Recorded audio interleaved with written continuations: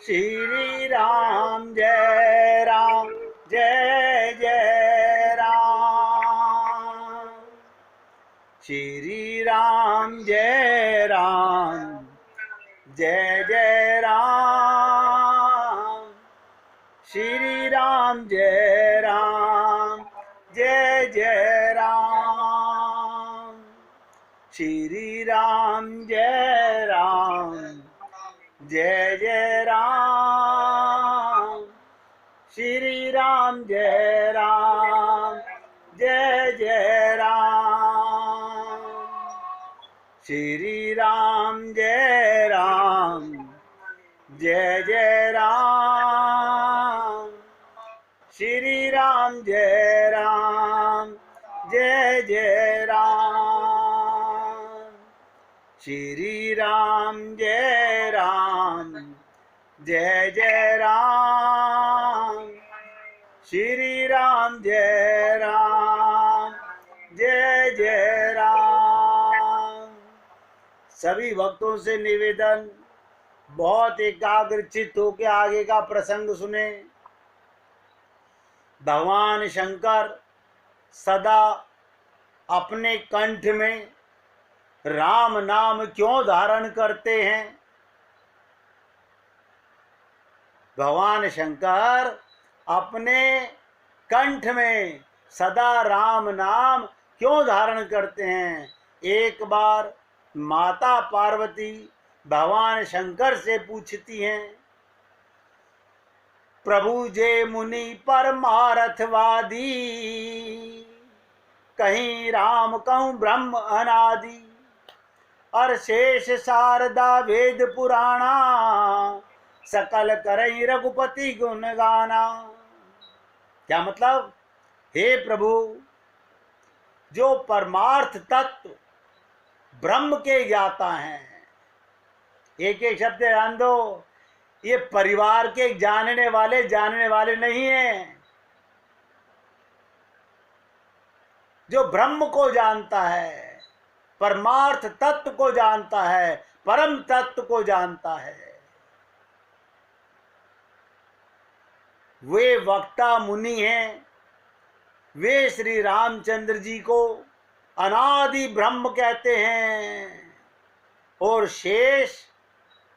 शेषनाग, सरस्वती, वेद और पुराण सभी राम का गुण गाते हैं। फिर क्या कहते हैं शंकर भगवान से पार्वती जी, तुम उपुनि राम राम दिन राती, सादर जपं अनंग आराती, राम सो अवध नृपति सुत सोई, की अज अगुन अलख गति कोई। बहुत ध्यान से सुनो, तुम पुनि राम राम दिन राती, जपं अनंग अराती। और हे कामदेव के शत्रु, भगवान शंकर कौन है? जिन्होंने काम को भस्म कर दिया। हम क्या करते हैं? हम भगवान शंकर पे जल का लोटा चढ़ा जाते हैं। हमारे पति रोज सुबह सुबह मंदिर में जाके कामनाएं भस्म हो गई? ना ना, वो नहीं हुई है। सोचिएगा। राधे राधे भैया। तो कहते हैं, पार्वती पूछ रही हैं, हे कामदेव के शत्रु, आप भी दिन रात आदर पूर्वक राम राम जपा करते हैं।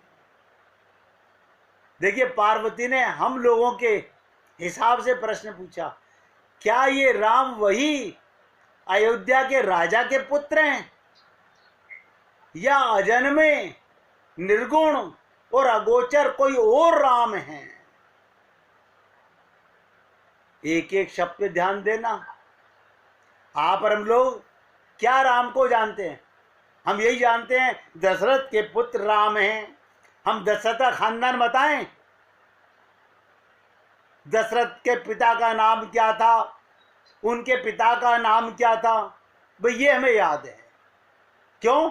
हमें अपने पिता का, अपने दादा का, अपने परदादा का, बस यही हमने भगवान का याद कर रखा है।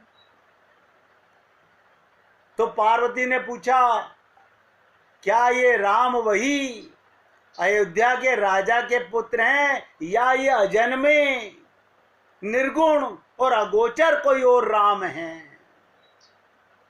त्रिलोकी में यदि श्री राम का कोई सबसे बड़ा भक्त या उपासक है तो वह है भगवान शंकर, हनुमान। ध्यान से सुनिएगा, पूरे तीनों लोकों में अगर भगवान राम का कोई भक्त है तो वही शंकर, वही हनुमान है। भगवान शंकर जो राम नाम महामंत्र का निरंतर जाप करते रहते हैं। भगवान शंकर ने राम नाम कंठ में क्यों धारण किया? एक एक शब्द पे ध्यान दीजिएगा। रामायण के सबसे प्राचीन आचार्य भगवान शंकर ही हैं। ये रामचरितमानस, इसे हम कहते तो हैं तुलसीकृत रामायण। ये तुलसीकृत नहीं, ये भगवान शंकर के हृदय से निकली हुई, मानस मन सरोवर से निकली हुई है। उन्होंने रामचरित्र का वर्णन, बहुत ध्यान से सुनो, 100 करोड़ श्लोकों में किया। भगवान शंकर ने भगवान राम का वर्णन 100 करोड़ श्लोकों में किया। भगवान शंकर ने देवता, दैत्य, ऋषि मुनियों में इन श्लोकों का समान बंटवारा किया। तो हर एक के हिस्से में 33 करोड़ 33 लाख 33,333 श्लोक आए।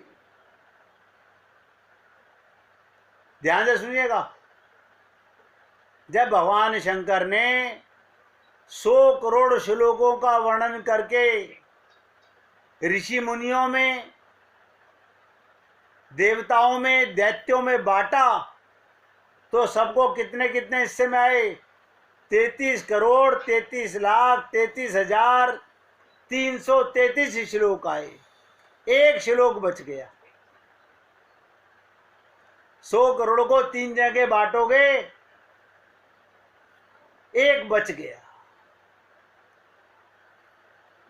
एक श्लोक बच गया। देवता, दैत्य और ऋषि, ये तीनों इस श्लोक के लिए लड़ने झगड़ने लगे। ये श्लोक 32 अक्षर वाले अनुष्टुप छंद में भगवान शंकर ने देवता, दैत्य, ऋषि मुनियों प्रत्येक को 10-10 अक्षर में दे दिया। क्या करा भगवान ने? 10-10 अक्षर में दे दिया। 30 अक्षर फिर बढ़ गए, अब 2 अक्षर शेष रह गए। तब भगवान शंकर ने देवता और दैत्य ऋषियों में कहा, मैं ये 2 अक्षर में किसी को नहीं दूंगा, इन्हें मैं अपने कंठ में रखूंगा।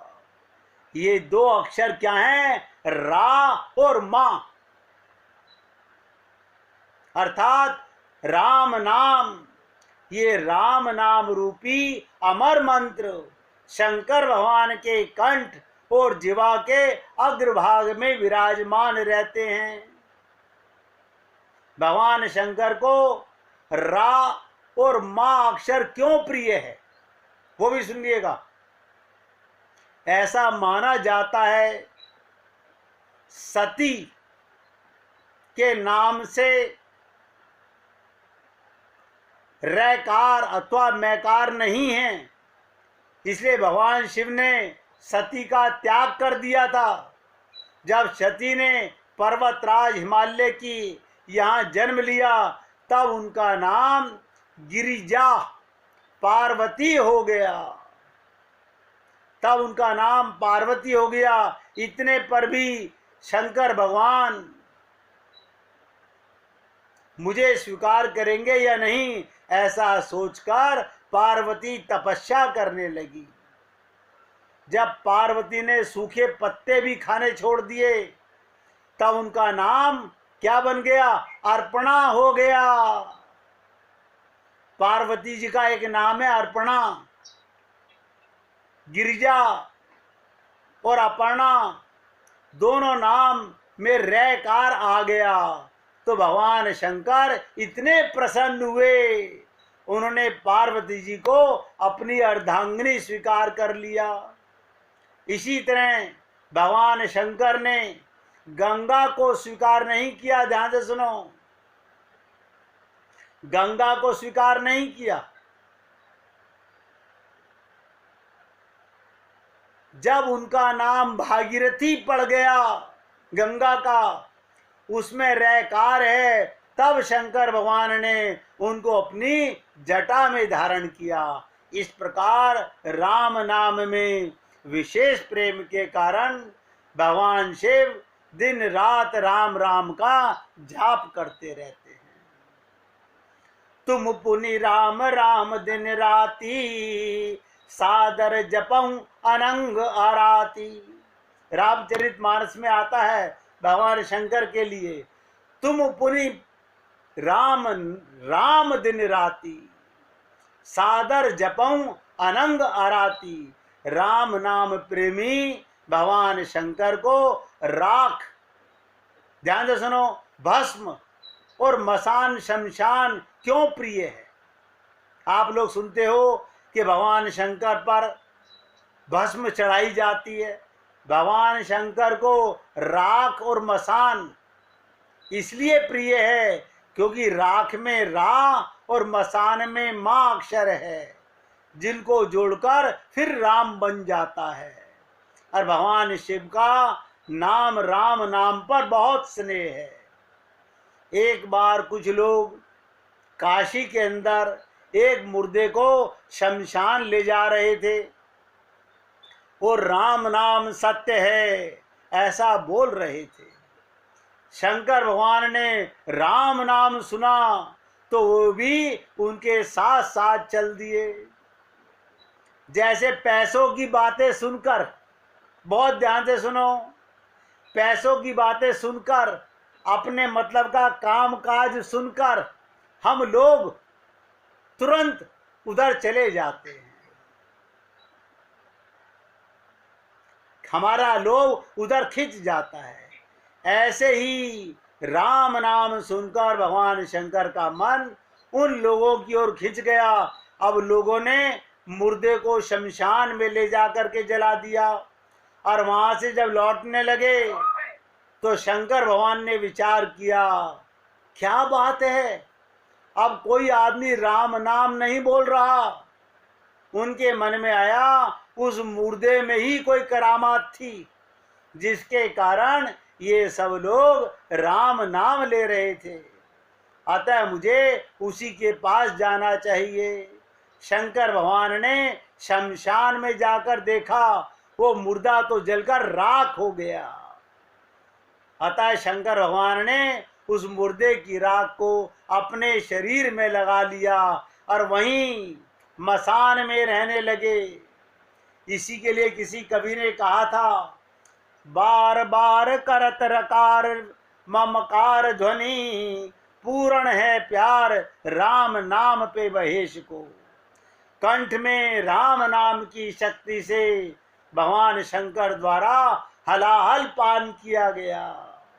कंठ में राम नाम था, इसलिए वो जहर कंठ तक जाके रह गया। नाम प्रभाव जान शिवनी को कालकूट फलुदीन अमी को। जब देवता और असुरों के द्वारा समुद्र मंथन किया गया तो सर्वप्रथम उसमें से विष निकला हलाल, जिससे सारा संसार जलने लगा। देवता और असुर उस कालकूट विष की ज्वाला से दग्ध होने लगे। इस पर भगवान महाविष्णु ने भगवान शंकर से कहा, आप तो देवादिदेव और हम सभी के अग्रणी महादेव हो, और हम सभी के अग्रणी, इसलिए समुद्र मंथन से उत्पन्न पहली वस्तु आपकी होती है। हम लोग सादर उसे आपको भेंट कर रहे हैं। भगवान शंकर सोचने लगे, यदि सृष्टि में मानव समुदाय में कहीं भी ये विष रहे तो प्राणी अशांत होकर जलने लगेगा।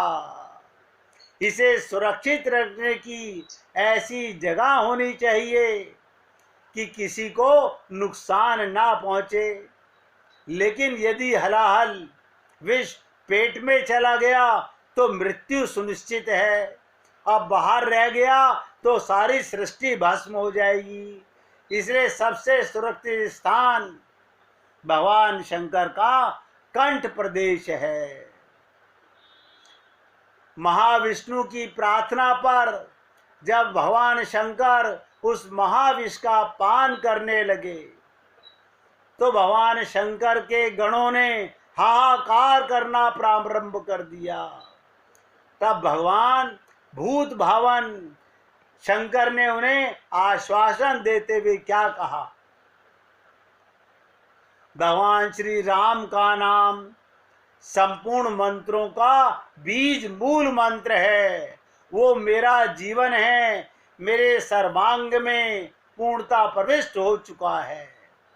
अतः अब हलाहल विष को हो या प्रलय की अग्नि की ज्वाला हो या मृत्यु का मुख ही क्यों ना हो, मुझे इनका कोई भय नहीं है। इस प्रकार राम नाम का आश्रय लेकर महाकाल ने महाविष को अपनी हथेली पर रखकर आचमन कर लिया, किंतु उसे मुंह में लेते ही भगवान शंकर अपने उदर में स्थित चराचर विश्व का ध्यान आया और वो सोचने लगे, जिस विष के भयंकर ज्वालाओं को देवता लोग सहन नहीं कर सके उसे मेरे उदर में जीव कैसे सहन करेंगे।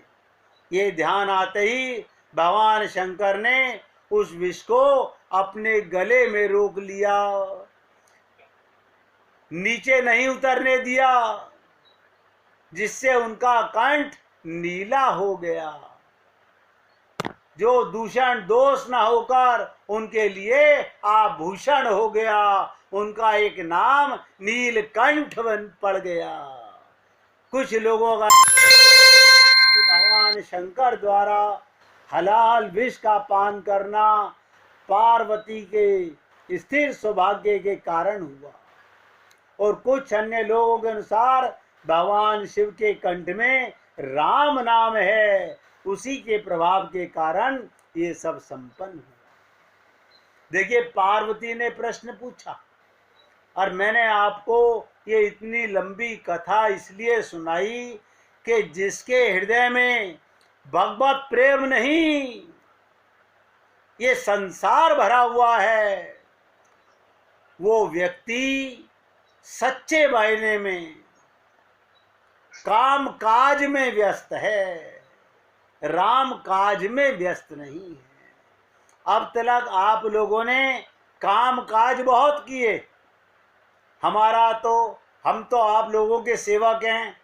हम तो ये निवेदन करते हैं, आज से और अभी से प्रत्येक काम को राम काज करिवे को आतुर। आज से कोई भी काम करो, भगवान का कार्य मान के करो और उसका फल देखो कितना होता है। तो ध्यान से सुनिएगा, जो चर्चा हम आपसे कर रहे थे वो चर्चा थी कि कैकेयी कोप भवन में चली गई। कैकेयी कोप भवन में चली गई, अर्थात जीवन में यदि लोभ आ जाए, इसका अभिप्राय बहुत ध्यान से सुनो, कफ बढ़ रहा है, शरीर में थोड़ा कफ रहे ये उचित, क्योंकि वो शरीर का एक भाग है। पर यदि कफ बढ़ने लगे तो ये अस्वस्थता की निशानी है। जब कफ बढ़ने लगा तो वो हृदय को पूरी तरह जकड़ लेता है, यहाँ तक सांस लेने में भी कठिनता आने लगती है।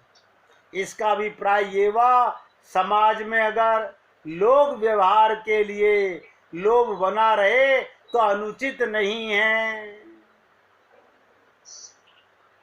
समाज में लोग व्यवहार करना है, क्योंकि व्यक्ति जब जीवन को चलाने के लिए व्यापार करता है, नौकरी करता है, तो किसी ना किसी सीमा तक उसे लोभ को स्वीकार करना ही पड़ता है। जिस प्रकार उचित परिणाम में कफ की मात्रा शरीर को स्वस्थ रखती है, उसी प्रकार ध्यान से सुनो, धन का उपभोग परिवार, समाज, देश के लोग हितकर कार्यों में होने से लोभ सार्थक होता है। लेकिन जैसे कफ का बढ़ जाना हृदय को जकड़ लेता है, उसी प्रकार लोभ का बढ़ जाना हृदय में कठोर हो जाता है और लोभ रूपी कफ हृदय में ऐसा जम जाता है, उसे निकालना फिर कठिन हो जाता है। कैकेयी की यही दशा हो गई। और हमने आपसे कहा रामचरितमानस के माध्यम से समझेंगे कि क्रोध पित नित छाती जारा, हृदय को जलाने वाले क्रोध रूपी पित्त से भर गई कैकेयी। कैकेयी के हृदय में ये क्रोध रूपी पित्त आ गया। ऐसी दशा में महाराज दशरथ को क्या करना चाहिए था? ध्यान से सुनो, आप और हम लोग भी। दशरथ की गलती क्या थी? कैकेयी कोप भवन में थी, छूत का रोग लग गया था, दशरथ जी को वहां नहीं जाना चाहिए था, वैद्य को भेजना चाहिए था, गुरु को भेजना चाहिए था। कैकेयी के पास ना जाकर लौट आते और वैद्य को भेजते। वैद्य कौन? वशिष्ठ जी, उनके कुल गुरु थे वशिष्ठ। वे आकर कैकेयी को चिकित्सा करते। ध्यान से सुनिएगा।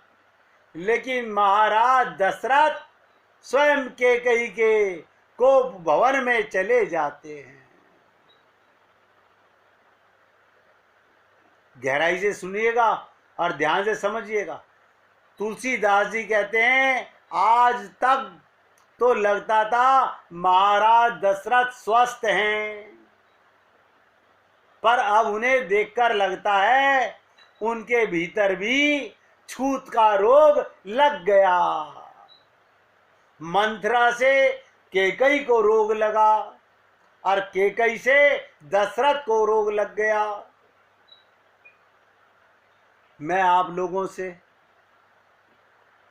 निवेदन कर रहा हूं, अब आगे आने वाले 7-8 मिनट आप मन को एकाग्र कर लीजिएगा और पूरी ताकत लगाकर सुनिएगा। तब अपने अंदर हम देख पाएंगे दशरथ जी को रोग कहां पर है। हम अपने रोगों को, हम तो कहते हैं डॉक्टर ने report they the, all is well, बिल्कुल ठीक है। ये तो शरीर के रोग नहीं हैं, मन के रोग तो सब में हैं। अब ध्यान से सुनिएगा, इसलिए आपसे पहले बताकर बोल रहा हूं। कोप भवन सुनी सकुचे उराऊ, कोप भवन का नाम सुनते ही दशरथ जी सकुचा गए। भयवश अगऊं पर ही न जाऊं, डर लग रहा है कि जाऊं कि ना जाऊं। सुरपति बसई बहावल जाके, नरपति सकल रही रुखता के। सो सुनीतिये रिस गयऊ सुखाई, देखऊं काम प्रताप बढ़ाई। एक एक शब्द पे ध्यान दीजिएगा। दशरथ जी को रोग कहां पर था? मंत्रा का रोग आपने सुना, केकई का रोग आपने सुना, अब दशरथ जी का भी रोग सुन लीजिएगा। हाय राम, अब तक तो रामचरितमानस में ऐसे कभी नहीं सुना। तो रामचरितमानस का सांकेतिक तात्पर्य नहीं समझा। केकई कोप भवन में है, एक एक शब्द ध्यान दीजिएगा। ये सुनकर राजा सहम गए, डर के मारे उनका पांव आगे नहीं बढ़ रहा था। मैंने कहा ना, भय बस अगऊं पर ही न जाऊं, एक पैर आगे नहीं पड़ रहा, जाने की हिम्मत नहीं हो रही। स्वयं देवराज इंद्र जिनकी भुजाओं के बल पर आश्रित रहता है। क्या मतलब? जब स्वर्ग का राजा इंद्र, जब दैत्य लोग उस पर हमला बोलते हैं तो दशरथ की सहायता लेता है। इसलिए कोई धनपति, कोई बलपति ये ना समझे कि मैंने विश्व को जीत रखा है। ये मानस रोग है मेरे भाई। सारे राजा लोग राजा दशरथ का मुख देखते रहते थे, मुख देखते रहते थे। आप सोचिएगा,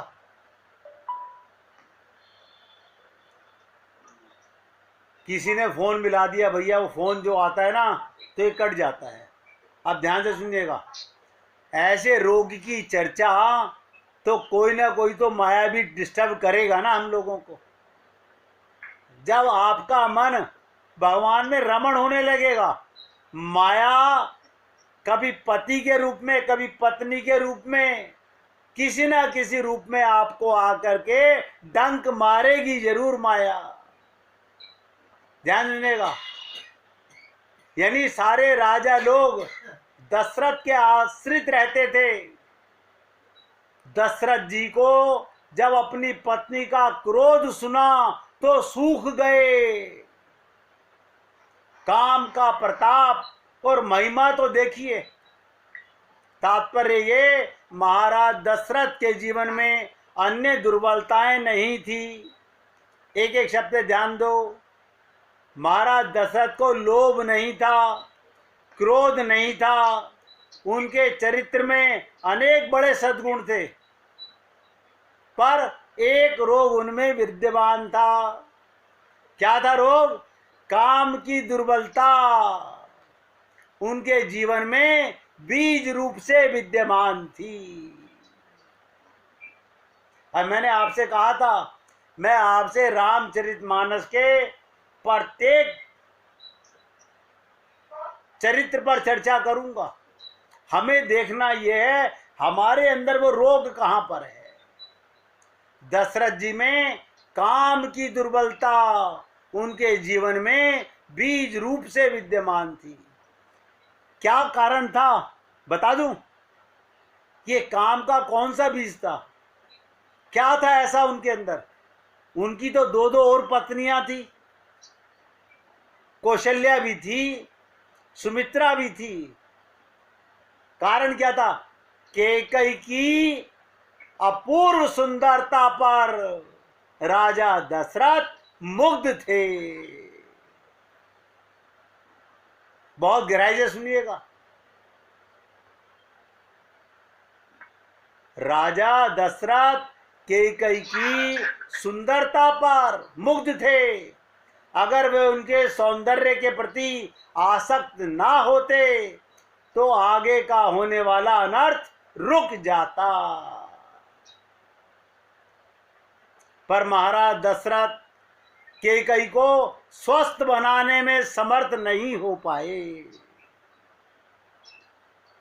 जो स्वयं अस्वस्थ हो वो भला दूसरों को क्या स्वस्थ करेगा?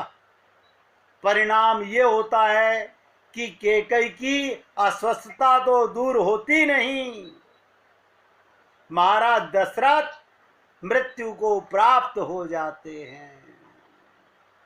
इस तरह हम पाते हैं कि जब अयोध्या में महाराज दशरथ अस्वस्थ हो गए, कैकेयी अस्वस्थ हो गई, मंथरा और सारा समाज अस्वस्थ हो गया, और भगवान राम और सीता वन को चले जाते हैं। मैं तो आपसे निवेदन कर रहा हूं, प्रसंग बहुत गहरा है, बहुत विकराल है, और एक एक शब्द को हृदयंगम करने से समझ आएगा कि हम कहां से टूटे हुए हैं, कहां से बिखरे हुए हैं। बाहर अपने आप को इस चमड़े के थैले में समेट के और कपड़ों में लपेट कर ये मत समझिएगा कि मैं ऑल राइट हूं। हमारा मन कहां से दूषित है, हमारे अंदर कहां काम, कहां क्रोध, कहां लोभ विराजमान है। ये मानस रोग जब तक मरेंगे नहीं, हम स्वस्थ होंगे नहीं, तो स्वामी स्थित भी नहीं होंगे। स्वामी स्थित होने का मतलब होता है आत्मा में स्थित होना। शरीर से स्वस्थ तो बहुत लोग मिलेंगे, लेकिन आत्मा में स्थित होने के लिए ये मानस रोगों की चर्चा मूल है। इसलिए मैं तो सेवक बन के आप भक्तों की सेवा कर रहा हूं। इससे आगे की चर्चा अब कल करेंगे।